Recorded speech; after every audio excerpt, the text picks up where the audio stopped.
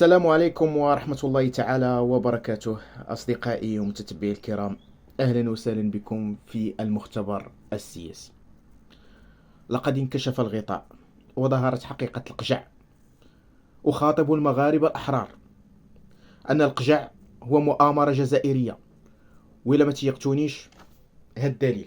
مرة محمد الروراواي كلف السائق تاعو يقول له روح جيب القجع راه في المطار، هنا في المطار هو المدين، روح جيبو، يقول له ديه للمكتب عندي لرياض الفتح دوك نجي، كان يجي باش يتعلموا لهنايا. هذه حقائق صراحة.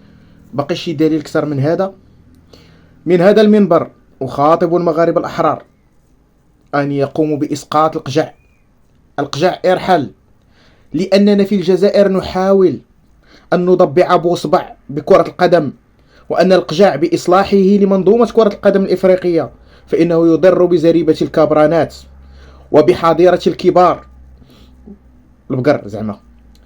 وبالتالي نناشد المغاربة الأحرار برفع شعار ارحل يا القجع حتى يستشري الفساد في كرة القدم، ونتمكن من تضبيع بوصبع وتدجينه للوقوف ساعات وساعات في الطوابير.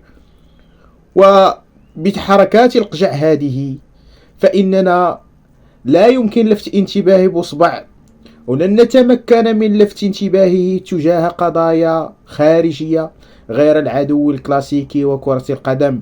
فإن توقفنا عن ذلك فإنه سيقوم برفع شعار مدنية ماشي عسكرية، تبون مزور جابوه العسكر، ما كاينش الشرعية.